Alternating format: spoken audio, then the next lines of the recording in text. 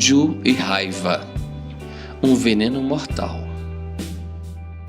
Nos tempos antigos, o grande filósofo Sócrates foi condenado a tomar cicuta, um veneno mortal. Mas atualmente, muitas pessoas tomam um veneno mortal voluntariamente, chamado ódio e raiva. Não devemos deixar que os nossos sentimentos e emoções controlem a nossa vida. Liberte-se. Não se deixe escravizar por sentimentos negativos ou acorrentar-se por emoções autodestrutivas. Perdoe aqueles que lhe fizeram mal. Perdoe as ofensas, para não ser envenenado por você mesmo. O perdão é libertação. O perdão é a sua vida de volta. É poder ficar junto daqueles que você ama. Jesus nos ensinou que devemos perdoar não 7 vezes, mas 70 vezes 7 vezes.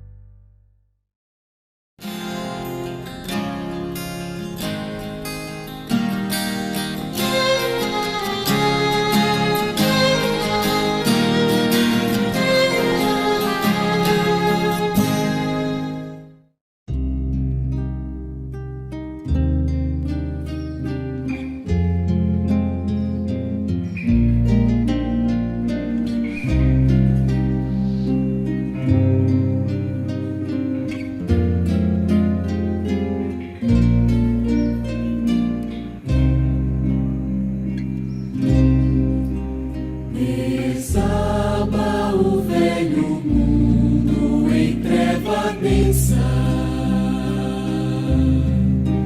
e a guerra como um lobo carniceiro ameaça a verdade, humilha a crença. Nas torturas de um novo cativeiro, mas vós no turbilhão da sombra imensa, tendes convosco o excelso companheiro que ama o trabalho, esquece a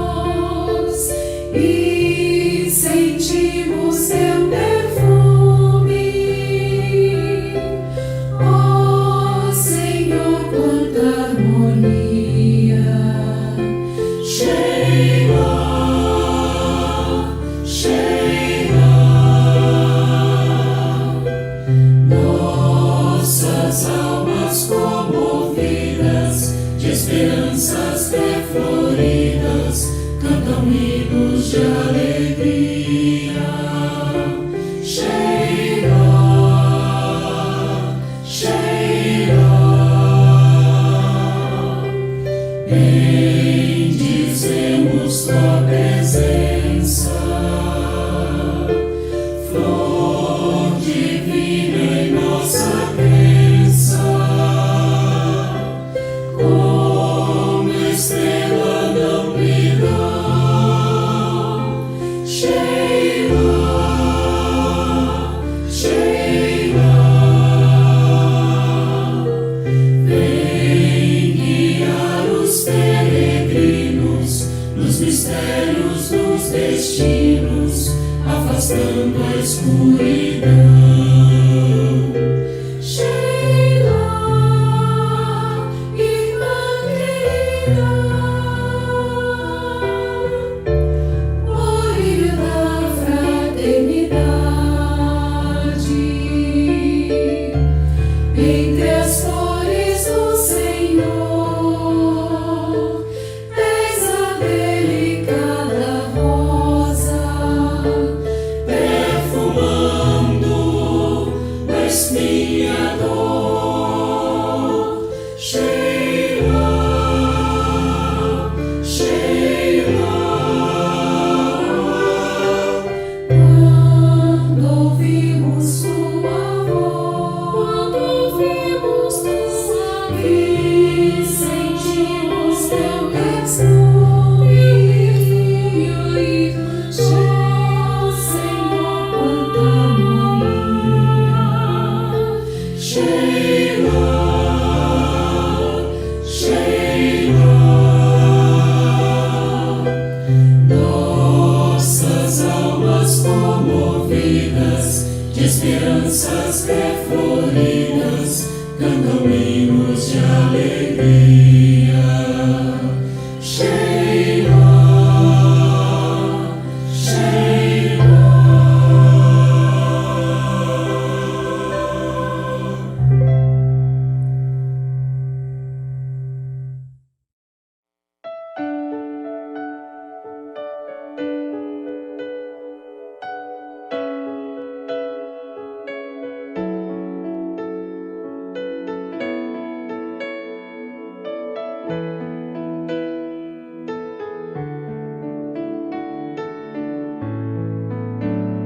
Pelos prados e campinas verdejantes eu vou. É o Senhor que me leva a descansar junto às fontes de águas puras, repousantes eu vou. Minhas forças o Senhor vai animar. Tu és, Senhor, o meu pastor, por isso nada em minha vida faltará.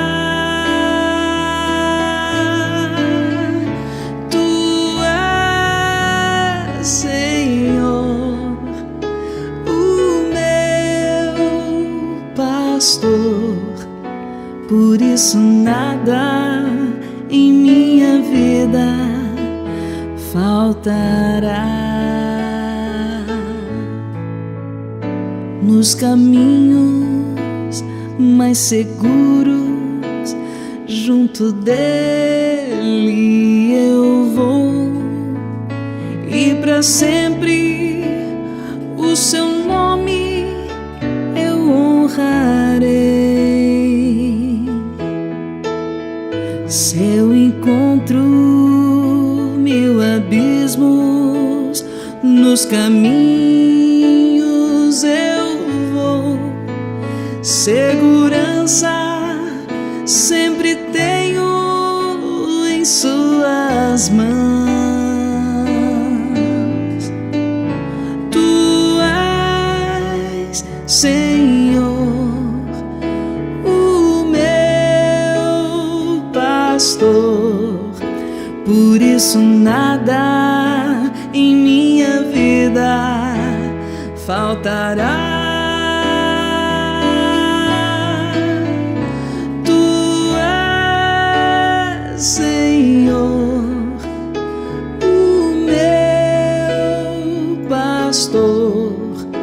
Por isso nada em minha vida faltará.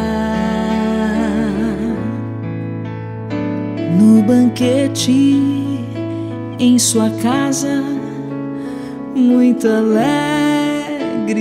eu vou.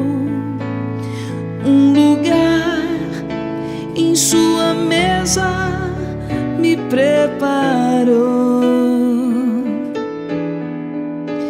Ele unge minha fronte e me faz ser feliz, e transborda a minha taça em seu amor.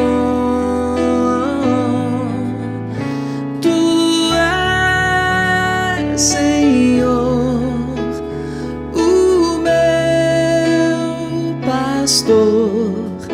Por isso nada em minha vida faltará. Tu és, Senhor, o meu pastor. Por isso nada em minha vida faltará. Bem à frente do inimigo, confiante eu vou. Tenho sempre o Senhor junto de mim. Seu cajado me protege e eu jamais temerei. Sempre junto do Senhor eu estarei. Tu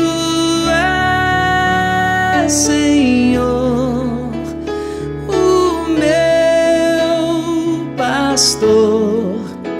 Por isso nada em minha vida faltará.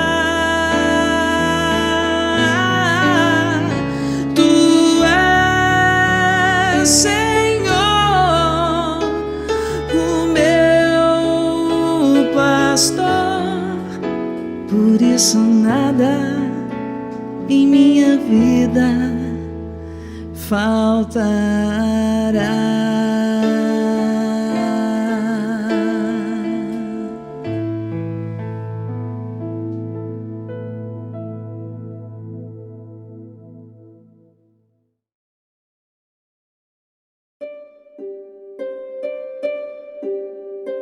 Pão Nosso, ditado pelo Espírito Emmanuel. Psicografia de Francisco Cândido Xavier. Vós, entretanto, mas nós que somos fortes, devemos suportar as fraquezas dos fracos e não agradar a nós mesmos. Paulo, Romanos 15, 1. Com que objetivo adquire o homem a noção justa da confiança em Deus? Para furtar-se à luta e viver aguardando o céu? Semelhante atitude não seria compreensível. O discípulo alcança a luz do conhecimento a fim de aplicá-la ao próprio caminho. Concedeu-lhe Jesus um traço do céu para que o desenvolva e estenda através da terra em que pisa. Receber o sagrado auxílio do Mestre e subtrair-se-lhe à oficina de redenção é testemunhar ignorância extrema. Dar-se a Cristo é trabalhar pelo estabelecimento de seu reino. Os templos terrestres por ausência de compreensão da verdade, permanecem repletos de almas paralíticas que desertaram do serviço por anseio de bem-aventurança. Isto pode entender-se nas criaturas que ainda não adquiriram o necessário senso da realidade, mas vós, os que já sois fortes no conhecimento, não deveis repousar na indiferença ante os impositivos sagrados da luz acesa, pela infinita bondade do Cristo em vosso mundo íntimo. É imprescindível tome cada um os seus instrumentos de trabalho, na tarefa que lhe cabe, agindo pela vitória do bem, no círculo de pessoas e atividades que o cercam. Muitos espíritos doentes, nas falsas preocupações e na ociosidade do mundo, poderão alegar ignorância. Vós, entretanto, não sois fracos nem pobres da misericórdia do Senhor. Emmanuel.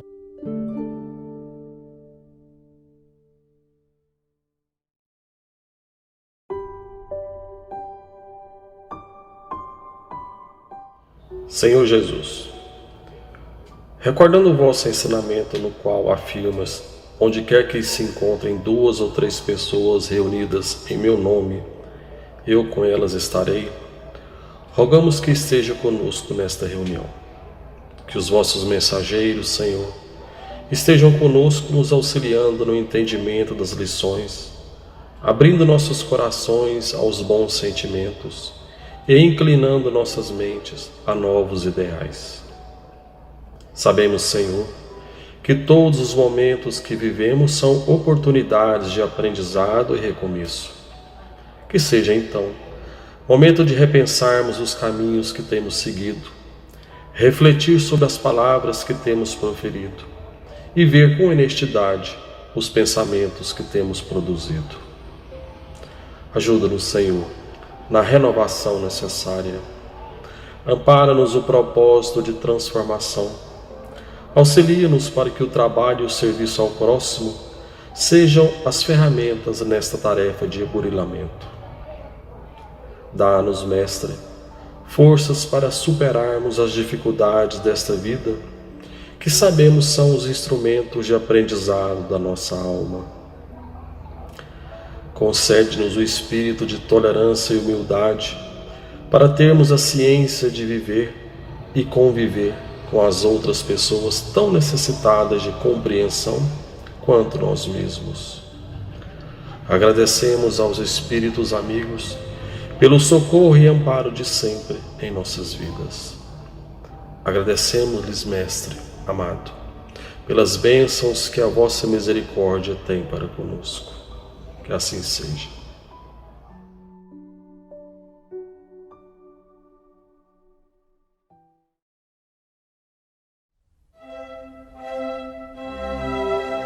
Estudando o Livro dos Espíritos com Allan Kardec.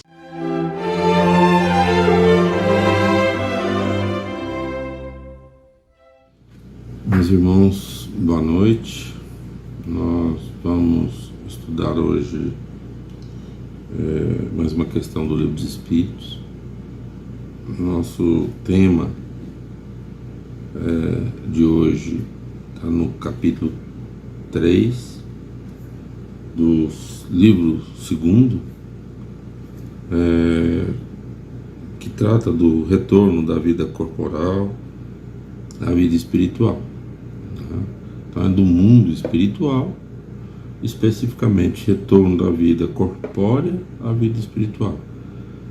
E, sendo mais específico, o tema envolve a alma após a morte, sua individualidade e a vida eterna. Então, essa é a abordagem que Kardec faz aos espíritos para que nós possamos compreender melhor esse mecanismo da vida entre o mundo espiritual e o mundo físico e o retorno nosso à vida espiritual, né? Que muitos chamam de morte, que não deixa de ser morte do corpo físico, não do ser que nós somos. Nós continuamos vivos como seres espirituais que somos. Essa é basicamente o ensinamento que o Espiritismo nos traz, né? Que a morte não existe e que quando o corpo físico cessa a vida orgânica, nós, em espírito, continuamos vivos, né? Envoltos pelo nosso perispírito. Bom, o tema que hoje, a questão que foi proposta por Kardec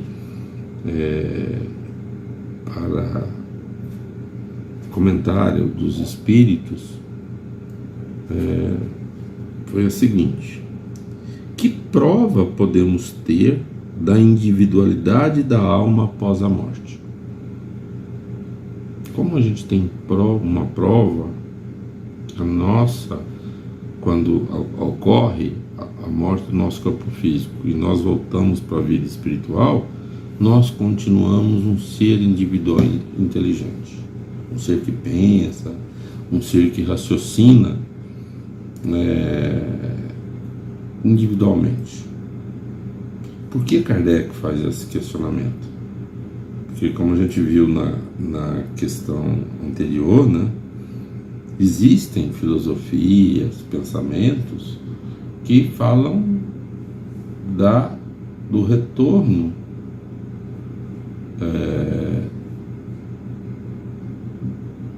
quando da nossa morte, nós voltamos a fazer parte do todo universal. O que seria isso? Um exemplo assim, uma analogia simples, seria como se a gente fosse uma gota, né? Eu sou uma gota de água doce que tem um tanto de uma composição físico-química característica e caio no oceano, e à medida que essa gota cai no oceano, ela se mistura com o oceano e ela perde a sua individualidade e ela passa a fazer parte do oceano. Isso seria esse todo universal, né? A analogia do oceano, o todo universal, e a gota seríamos nós. Ora, isso significaria que quando nós morrêssemos organicamente, o nosso ser espiritual deixaria de ser um ser individual e passaria a ser um ser coletivo. O pensamento não seria meu, o seu não seria seu. Nosso pensamento seria um pensamento desse todo universal. Então, esse todo universal absorveria tudo. Então, essa é uma filosofia, né? Kardec, com essa questão e essa abordagem que ele faz nesse capítulo, especificamente nesse tópico no Livro dos Espíritos, ele provoca os espíritos sobre esse assunto, né? Como a gente pode provar que quando a gente volta para a vida espiritual com a morte orgânica do corpo, a gente continua um ser individual? E o que os espíritos respondem? Não tendes esta prova pelas comunicações que obtendes? Então ele já nos questiona. Ora, nas comunicações que a gente toma conhecimento dos espíritos, eles falam tudo da mesma forma, tudo igual? Ou cada um fala daquilo que conhece, que sabe, que domina?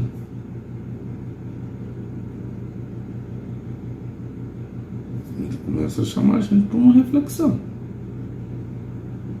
E ele continua a resposta. se não estiverdes cegos, vereis, e se não estiverdes surdos, ouvireis, pois frequentemente uma voz fala e vos revela a existência de um ser que está ao seu redor. Quer dizer, a gente tem oportunidade, se a gente quiser observar, quiser analisar as comunicações que vêm do plano espiritual, a gente percebe que elas são individuais e não coletivas. Se elas fossem coletivas, elas seriam todas iguais, com o mesmo tipo de ensinamento. Todos os espíritos agiriam, falariam, trariam o mesmo tipo de mensagem. Mas não tem uma manifestação de espírito desequilibrado, revoltado. Nós não temos manifestações de espíritos superiores, manifestações que nos ajudam a refletir sobre as leis de Deus e os ensinamentos de Jesus, nos exortando muitas vezes a nossa própria transformação. Então são diferentes. São manifestações que comprovam que os seres espirituais, eles não são iguais, eles não agem da mesma forma. Cada um age de um jeito. Quando a gente vai por exemplo, numa reunião em que as pessoas recebem mensagens de espíritos diretamente, ou através da psicofonia, ou através da psicografia, a gente vê os espíritos manifestando detalhes da sua vida, da sua individualidade, das vivências que teve com outros, com os familiares, com os parentes, se revelam como um ser individual. Então, todo esse conjunto de manifestações são as provas, que a gente pode ter que essa teoria de voltarmos a pertencer a um todo universal depois que a gente retorna à vida espiritual, ela não tem sentido. Qual seria o objetivo, então, de nós sairmos desse todo universal, encarnarmos como seres individuais, vivermos experiências individuais e depois voltarmos todo mundo para esse todo? Qual que seria o objetivo disso?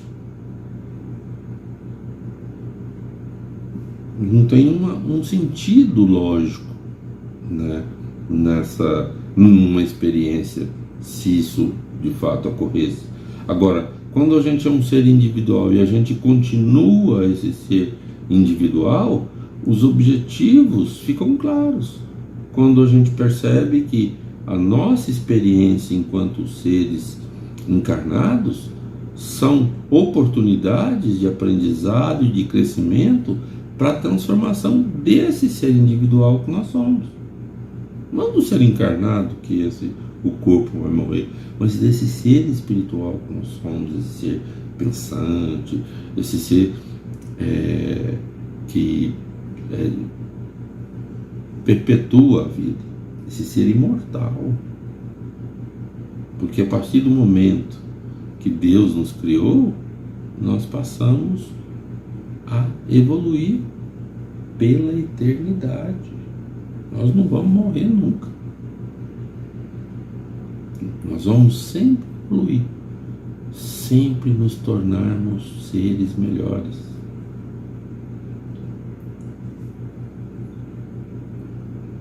O nosso esforço nessa transformação, para nos transformarmos seres melhores, é que vai dizer e vai deixar claro o quão rápido eu vou me tornar um ser mais evoluído. Se eu ainda continuo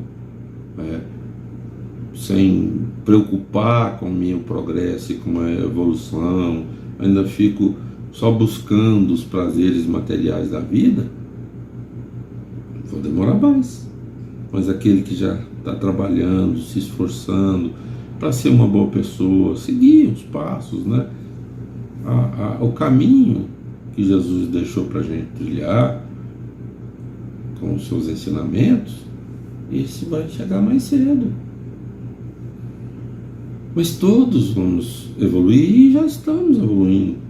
Se nós todos hoje estamos num planeta de provas e expiação, é porque nós todos já atingimos um estágio de evolução semelhante, não igual.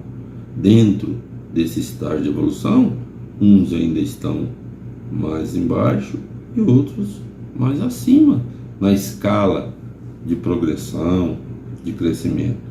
Mas todos somos seres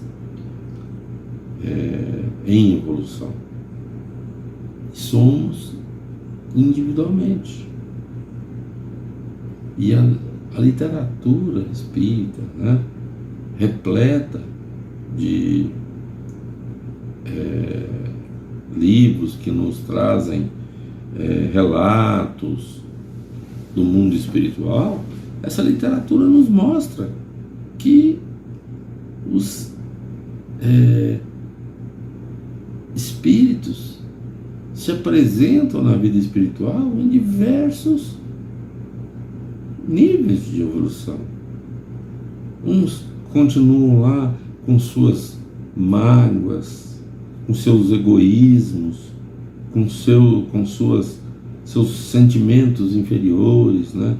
Com avareza, com revolta, com ódio, enquanto outros já se encontram no estágio da felicidade, da compreensão, do perdão. Então, são indivíduos diferentes. Então, nós, cada um é uma individualidade. Cada ser espiritual que se manifesta, que a gente tem notícias na literatura, nas manifestações dos espíritos, se apresentam como uma individualidade e não como um único ser, um pensamento único, né? Porque essas diferenças que nos fazem entender isso, uns mais evoluídos, outros menos evoluídos, e assim caracteriza como nós somos aqui enquanto encarnados. Nós também somos assim. Nós somos seres individuais. Muitas as experiências que eu tenho que passar, eu que vou passar. Quantas vezes, né, nós gostaríamos de estar passando por uma situação que um ente querido nosso está passando e a gente não gostaria de ver ele sofrer, passar por aquela experiência, e a gente queria estar no lugar dele, mas não pode estar, porque nós somos uma individualidade. Da mesma forma, os seres espirituais, os espíritos, são cada um uma individualidade, com experiências vivenciadas que os qualificou no processo de evolução intelectual e moral. E é isso que a gente precisa compreender. E é isso que os espíritos querem que compreendamos. Que isso seja claro para nós. Espero ter contribuído para que todos possam compreender e entender esse tema abordado pelo Livro dos Espíritos. Obrigado, meus irmãos. Boa noite a todos. Acompanhe agora mais um tema doutrinário do Evangelho de Jesus.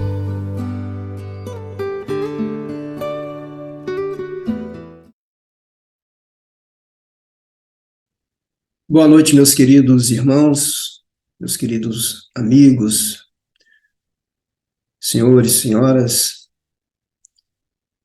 que aí estão no grupo Fraternidade Espírita Irmão Aniceto.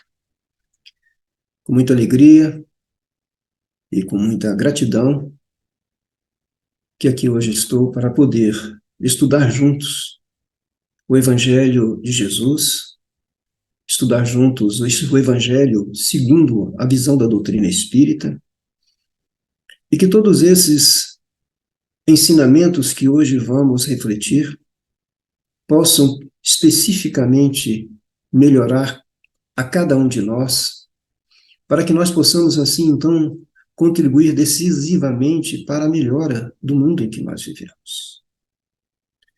Às vezes, nós reclamamos em que o mundo se encontra como se numa penumbra, numa sombra, numa escuridão, em trevas. E para que nós possamos ver esse mundo iluminado, há a necessidade de que cada um de nós acenda e mantenha a sua luz acesa. Isso é de extrema importância, essa conscientização e esse esforço. E é justamente então que hoje aqui nós viemos para poder estudar no capítulo 24, que tem sobre o seu título, Não coloqueis a candeia debaixo do alqueire, onde nós vamos, através de duas parábolas evangélicas trazidas e nomeadas aqui, no Evangelho do Segundo Espiritismo, de Mateus e de Lucas, em que, inicialmente, Lucas diz, não se acende uma candeia para colocá-la debaixo do alqueire, mas ela deve ser colocada sobre um velador, a fim de que ilumine aqueles que estão na casa. Logicamente, hoje, não mais usamos as candeias. A candeia era um tipo de peça de barro, onde nós colocávamos o azeite, o óleo, e com um pavio, nós, então, ali constituíamos uma lâmpada daqueles tempos. O alqueire, uma expressão que nós conhecemos sobre outra ótica das medidas de terra, aqui está como um tipo de cesto em que ele é fechado, e se nós o colocarmos debaixo desse cesto, ou seja, se nós pegarmos uma candeia, uma lamparina, uma vela, e colocarmos ela debaixo do alqueire, ela não vai, impedida por aquelas proteções que ali estão, daquele recipiente, ela não vai conseguir, então, iluminar nada. E aí somos, então, alertados por Lucas aqui, que, ao contrário, devemos colocar essa candeia em um velador. O velador é como se fosse uma régua de madeira, onde nós pudéssemos, então, pendurar lá no alto, certo? Essa lâmpada, essa vela, essa candeia, e dessa forma, então, nós viríamos com que a luz tivesse maior abrangência. Da mesma forma que Mateus, isso que nós falamos foi de Mateus. Agora, da mesma forma, nós vamos ver Lucas, em que ele diz, não há ninguém que, após ter acendido uma candeia, a cubra com um vaso, ou coloque debaixo da cama, mas deve ser colocada sobre o velador, a fim de que aqueles que entrem vejam a luz. Este capítulo 24, dentro, então, da sequência que nós tivemos desde o início, desde o Evangelho segundo o Espiritismo, onde nós temos uma cronologia, em que nós vamos, então, começar a ter a intimidade com a mensagem evangélica, trazendo desde então, lá nos seus capítulos iniciais, falando-nos das 3 revelações de Moisés, de Jesus, a grande revelação, e, lógico, o Espiritismo como essa terceira revelação que foi nos anunciado por Jesus como Consolador prometido. Vamos, então, dentro dessa condição de aprendizado, ao começarmos a fazer o estudo do Evangelho, estamos estudando, não quer dizer que tenhamos absorvido o seu conteúdo, mas estamos estudando, e estudar o Evangelho é começar, então, a nos preparar para acender a nossa vela. Que é o que acontece com todos nós, que buscamos as religiões e buscamos a doutrina espírita, na expectativa de que nós possamos buscar a luz, que vai ser tão bem colocada sobre esse capítulo, da importância de compreendermos essa luz em nosso benefício e no benefício do mundo, e como fazer para mantê-la, e quais serão os prejuízos em não tê-la ou não utilizá-la corretamente. Então, como diz e como falarmos, o Evangelho vem na sua cronologia, nos dando a base racional para que nós possamos compreender a importância de termos, então, a luz acesa em nós próprios. Nós somos, então, aqueles que devemos nos iluminar. Então, quando nós passamos a conhecer a vida futura, o Evangelho nos fala sobre a destinação da Terra, a caracterização da Terra, nos fala sobre a reencarnação, o dogma imprescindível para que nós possamos manter a nossa fé, a nossa luz acesa, forte, firme, porque sem a compreensão da reencarnação, tudo cai. A própria condição de termos formatado em nós a luz da justiça de Deus. Depois, quando então começamos a estabelecer aonde estamos, o que vem a ser a Terra, no entendimento de que a Terra é um planeta ainda muito mais primário na condição evolutiva, um planeta de expiações e provas, quando fica, repito, consolidado em nós, de que nós somos seres que já vivemos outras vidas, estamos agora nessa vida com reflexo de tudo que fizemos no nosso passado, e que estamos neste momento constituindo o nosso futuro. E para que isso possa ser bem constituído, para que nós possamos ter um futuro nessa vida, que ainda nos resta, e nas vidas futuras, imprescindível que nós possamos ter a nossa luz acesa e que ela esteja colocada no mais alto grau da nossa importância, do nosso próprio velador. Jesus, então, vem nos trazer como acender essas luzes. Vem nos trazer o conhecimento. No próprio Evangelho, vamos, então, ir de encontro às bem-aventuranças. A primeira que nos alerta, então, que bem-aventurados os que sofrem, os aflitos. Isso, então, nos coloca o motivo de quê? De compreensão da dor, da importância da dor, do sofrimento, da origem do sofrimento, das causas anteriores, das causas atuais, e de como podemos fazer para prevenir. E ele vai nos dar, está nos dando justamente o direcionamento para isso, ou seja, nos dando combustível para que nós possamos manter a nossa luz acesa. Mais adiante, quando então, dentro dessas bem-aventuranças, nós somos chamados, de que bem-aventurados serão os humildes, ou seja, somos chamados a buscar a humildade, repelindo a escuridão do orgulho, do egoísmo. Bem-aventurados os puros de coração, ou seja, que não tenham a sua condição de estar com sujidades. As sujidades são representadas por todas as nossas imperfeições morais. Pela maledicência, pelo ressentimento, pelo ódio, pelo desejo de vingança, enfim, pelo apego material.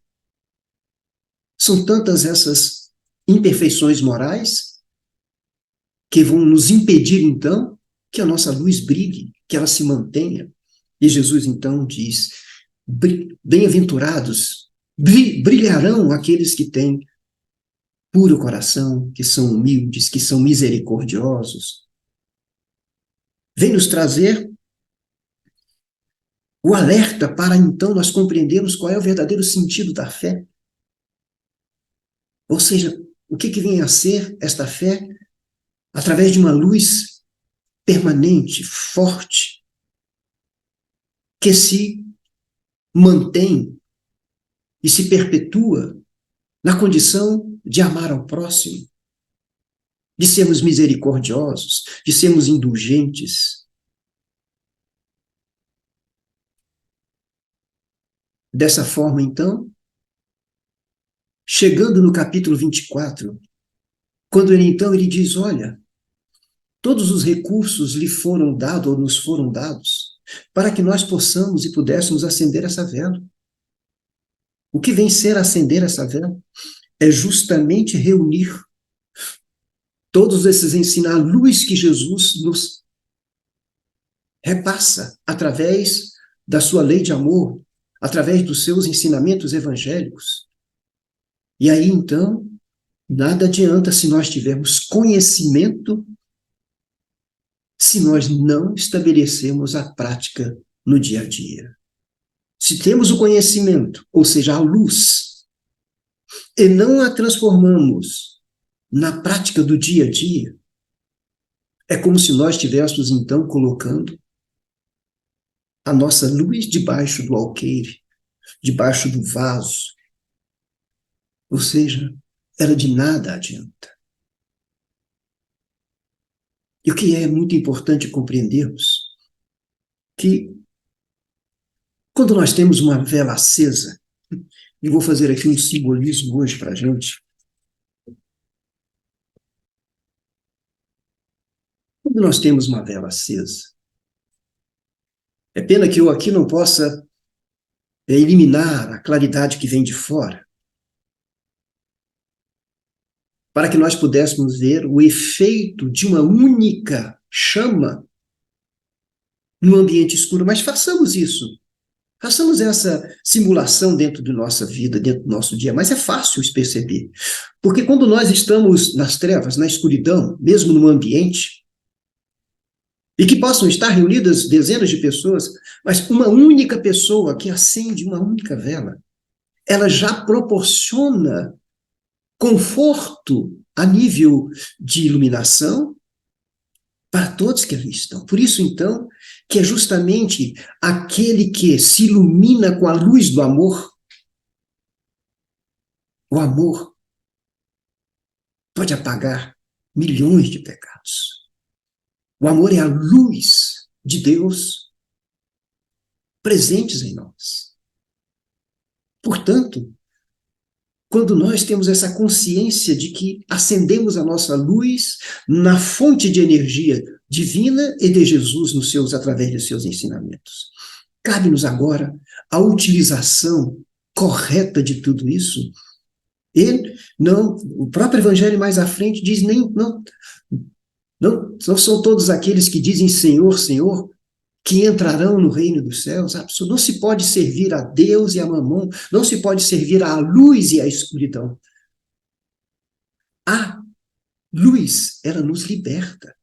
E vejam bem que essa vela está queimando, e a partir do momento em que ela vai se consumindo, é justamente um exemplo do que ela está para manter a luz, ela está se doando através da sua estrutura.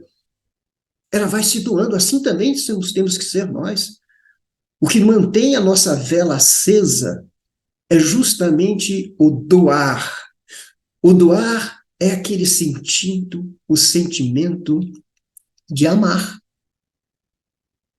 de diferente de dar e de doar. Damos aquilo que sobra. Doar é aquilo que sai do nosso íntimo.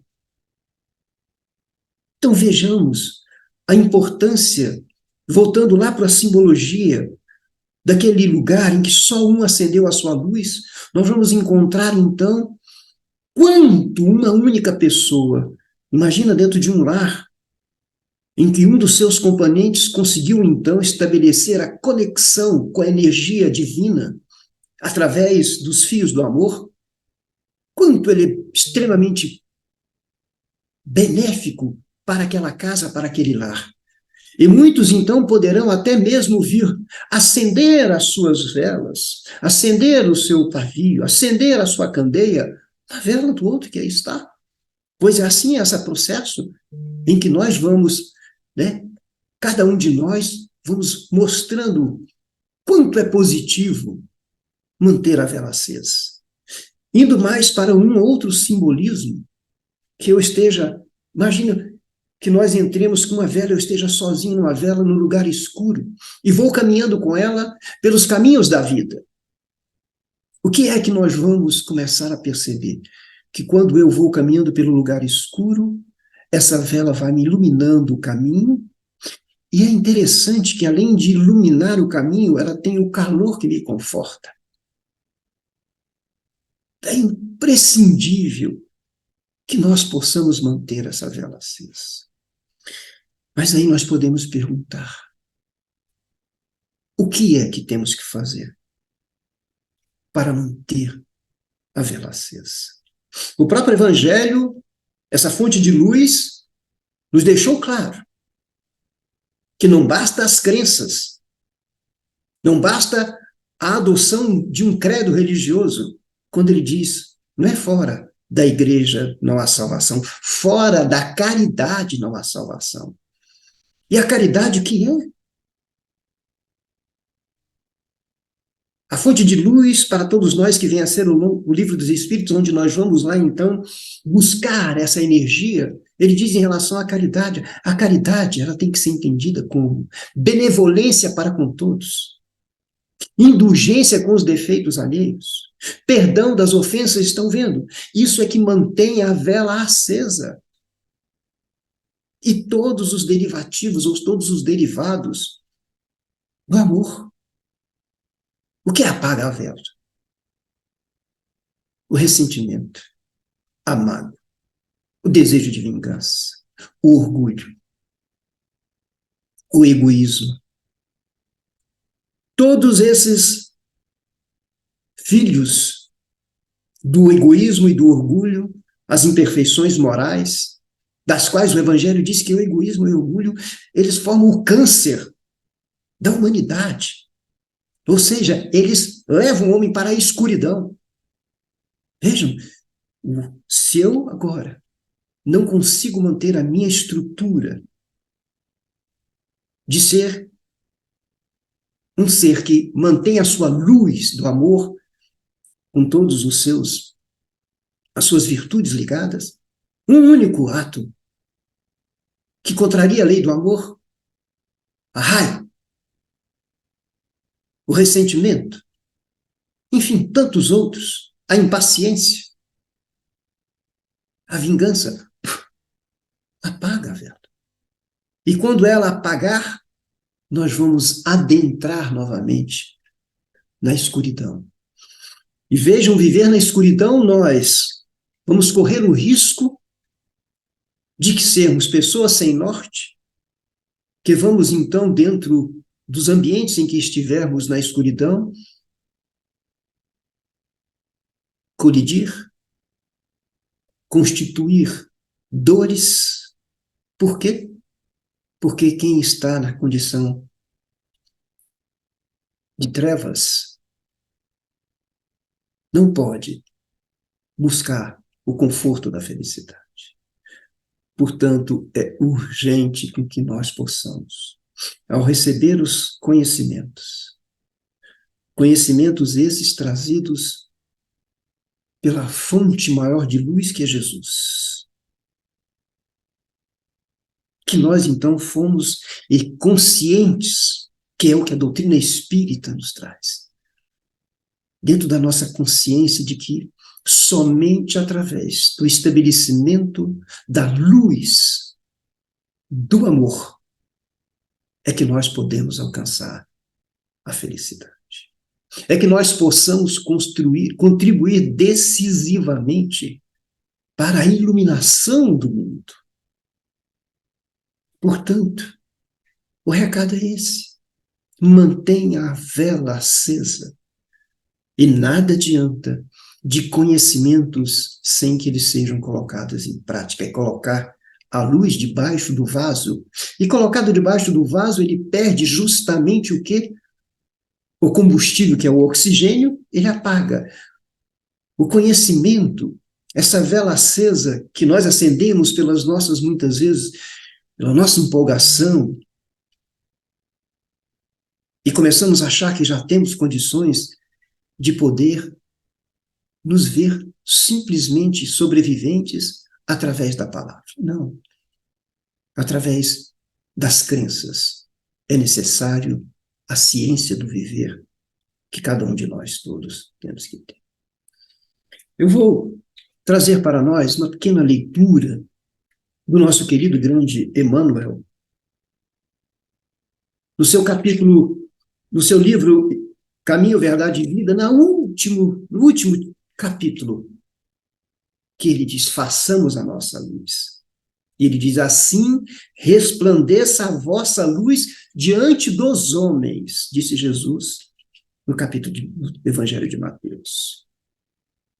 Em meio da grande noite, é necessário acendamos nossa luz. Sem isso é impossível encontrar o caminho da libertação, da felicidade. Sem a irradiação brilhante de nosso próprio ser, não poderemos ser vistos com facilidade pelos mensageiros divinos que ajudam em nome do Altíssimo e nem auxiliaremos efetivamente a quem quer que seja. Olha que coisa extraordinária, a luz faz que nós possamos ser identificados pela ajuda do alto. A luz é que faz com que nós possamos também auxiliar efetivamente a quem quer que seja. É indispensável organizar o santuário interior e iluminá-lo, a fim de que as trevas não nos dominem. Vale-te, pois, dos luzeiros da caminho. Aplica o pavio da boa vontade ao óleo do serviço e da humildade e acende a tua chama para a jornada. Agradece ao que te ilumina por uma hora, ou por alguns dias, ou por muitos anos, mas não desprezes a sua própria candeia, se não desejas resvalar nos precipícios da estrada longa. Todavia, dizia ele, podes falar maravilhosamente acerca da vida, argumentar com brilho sobre a fé, ensinar os valores da crença, comer o pão da consolação, exaltar a paz, recolher as flores do bem, aproveitar os frutos da generosidade alheia, conquistar a coroa efêmera de louvor fácil, amontoar títulos diversos que te exornem a personalidade em trânsito pelos vales do mundo. Tudo isso, em verdade, pode fazer o espírito que se demora definitivamente em certos ângulos da vida. Todavia, avançar sem luz é impossível. Rapidamente, vamos contar uma pequena história chamada Pedra da Felicidade, em que certo dia, uma fada que estava no meio da floresta perdeu a sua pedra da felicidade. E ela não conseguia lembrar de onde estava, mas ela tinha a condição de transcendental de poder depois localizá-lo. Passado o dia, ela então vislumbrou onde estava. Essa pedra estava com um jovem rapaz que morava só, muito pobre, muito humilde. E ela então, à noite, aparece a ele em sonho e diz a ele que aquela pedra era uma pedra da felicidade. e que ela poderia realizar 3 desejos. Um ligado à prosperidade, outro ligado à saúde e outro ligado à felicidade. Mas que esses 3 desejos deveriam ser aplicados para outros, para o próximo. O jovem fica extremamente decepcionado, que ele queria para ele. Do que valeria então aquela pedra, se só poderiam trazer benefícios para os outros? Assim mesmo ele esfregou a pedra na expectativa de que pudesse acontecer algo, mas nada aconteceu, pegou a pedra, botou no fundo da gaveta e esqueceu da pedra. Passado muitos e muitos anos, ele agora já na idade idosa, velho, como eu, ele estava então a refletir na sua própria vida. Não conseguiu constituir família, pois era uma pessoa de difícil personalidade, rabugento, intolerante, enfim, não conseguiu nunca se conectar com quem quer que seja. Daí então, uma vida sem família, sem amigos, ou raros amigos. E ali, nesse momento, ele entra, o que é normal, quando nós às vezes caímos nessa condição de reflexão, de saber de que nada tem de felicidade, e ele então começa a fazer uma reflexão, uma alta avaliação. E quando assim faz, ele lembra da pedra. Vai lá, pega a pedra, e resolve então ir para a vila próxima que ficava de onde tinha a sua casa, para poder intentar da possibilidade de realizar os desejos com aquela pedra. Logo na entrada da vila, ele encontra uma senhora com sua família, com seus filhos, descalços, demonstrando fome, carência, ou seja, penúria. Ele então se aproxima da senhora e a convida então se ela gostaria de resolver os seus problemas materiais, financeiros. Lógico que ela gostaria. Ele então a orienta para que ela possa esfregar a pedra e pedir, junto com ele, os recursos. E quando assim ela faz, a riqueza chega até, através de ouro, através de recursos financeiros. E, logicamente, ela fica extremamente grata, ajoelha aos pés daquele senhor e vai cuidar da sua vida com dinheiro, foi comprar casas, comprar comida, enfim, resolver os seus problemas materiais. Ele continua mais à frente e encontra uma senhora chorando, em gritos, de que o seu filho está próximo à morte, de que tem uma doença que nenhum médico consegue diagnosticar ou conseguir orientá-la para a cura. E ele agora também a chama para que ela possa, então, esfregar a pedra e desejar a saúde de seu filho. E assim é feito, tão logo ele faz, o filho vem lá de dentro, numa condição de milagre, e aparece são. E ela também ajoelha em gratidão. Mais à frente ele encontra e se vê diante de um orfanato. Um orfanato que está completamente debilitado na sua estrutura física, sem pintura, sem proteção. Ele adentra o orfanato, vê todas aquelas crianças mal cuidadas, os utensílios, as camas, as instalações muito precárias. Ele então pega a pedra e deseja com que aquele orfanato possa se estar estruturado, as crianças bem vestidas, tudo isso. E assim faz o desejo, faz o pedido e acontece. É um dia de alegria, de felicidade. As crianças vêm, abraçam, isso me faz muito lembrar na creche, quando a gente chega, as crianças vêm beijar vovô, vêm abraçar vovô, não que eu tenha feito nada para eles, mas para aquelas crianças aquele era, ou seja, aquilo se tornou um paraíso para elas. Agradecidos, abraçavam. E ele então acabou se emocionando em ver tudo aquilo. E pela primeira vez, então, ele sente efetivamente a felicidade. Ou seja, ele aqui, naquele momento, começou a compreender que a felicidade, ou seja, a luz da felicidade verdadeira, o combustível dela, é o amor ao próximo. Não tenhamos dúvidas sobre isso. O que alimenta a nossa luz da felicidade, essa predisposição constante de poder estar amando o nosso próximo. Madre Teresa de Calcutá, que era uma religiosa exemplar, mas que tinha feito votos de clausura, ou seja, ela tinha luz, mas ela estava enclausurada, estava debaixo do alqueire, escondida, não estava sob o velador, e aquilo a incomodou. Quando um dia, então, ela toma a decisão de tirar a luz da clausura e abre o portão, e quando então ela abre, o que ela vê? Um necessitado, um doente. Aí então ela tirou a candeia debaixo do alqueire, debaixo do velador, debaixo do leito, e a expôs para o mundo, através do amor que ela dedicou a milhões de pessoas.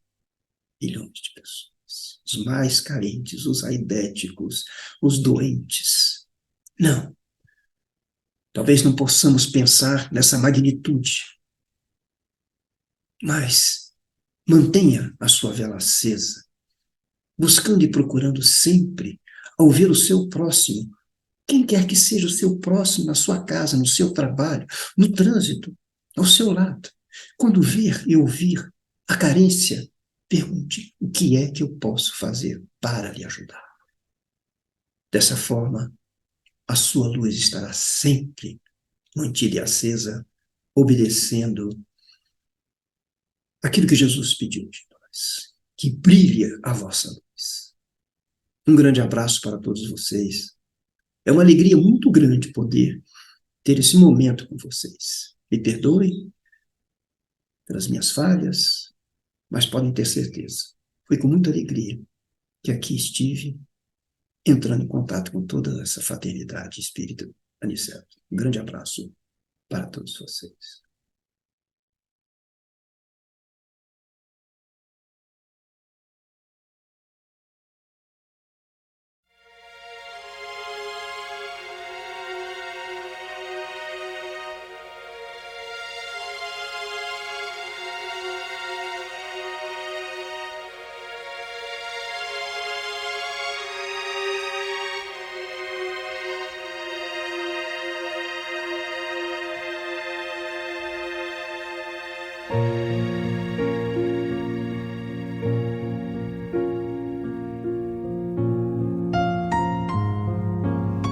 Queridos irmãos em Cristo, nesse momento de suave meditação, pedimos a presença de espíritos amigos para esse passe. Senhor de infinito poder e bondade, ajudai-nos a retirar da nossa mente todos os pensamentos negativos que se encontram alojados em nossa alma, fruto da nossa condição de ser imperfeito. Que ideias de vingança, pensamentos inferiores e egoístas sejam afastados da nossa mente. Que os desequilíbrios emocionais, ansiedade, impaciência e estresse sejam corrigidos, visando uma nova harmonia do nosso ser. Que todas as doenças alojadas em nosso corpo tenham seu mecanismo de enfermidade interrompido no nosso sistema de defesa orgânico e inicie a revitalização da nossa saúde. E assim, meu Pai Celestial, com suas bênçãos e as energias luminosas e curativas de seus missionários, possamos receber as melhores vibrações energéticas através deste passe e que essas vibrações venham em forma de ideias edificantes, de otimismo, alegria e nos fortaleça para o perdão, a paciência e a serenidade necessárias à resolução de nossos problemas e provações. Peço, Senhor, que nos ensine a viver um dia de cada vez, que nos oriente a superar os traumas do passado e guardar apenas as lições valiosas, tanto de experiências felizes como as dolorosas. Também, Senhor, permita o cuidado necessário para controlarmos o medo diante do futuro que ainda está fora do nosso alcance.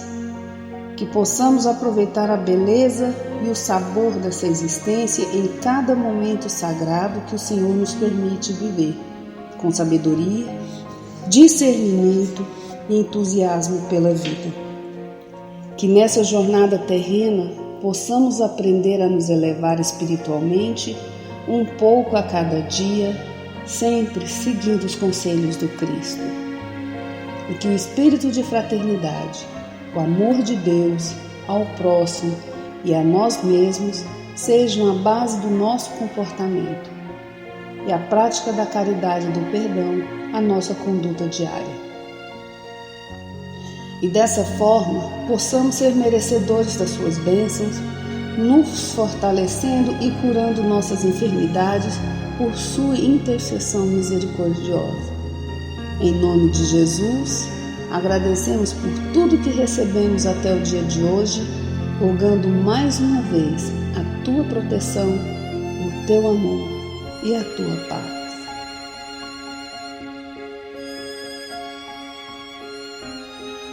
E continuando nessa vibração de amor, nós agradecemos aos bons espíritos que se dignaram de comunicar-se conosco e lhes rogamos que nos ajude a pôr em prática as instruções que nos deram e façam que ao sair daqui, cada um de nós se sinta fortalecido para a prática do bem e do amor ao próximo. Também desejamos que as suas instruções aproveitem aos espíritos sofredores, ignorantes ou viciosos, que tenham participado da nossa reunião e para os quais imploramos a misericórdia de Deus. Que assim seja.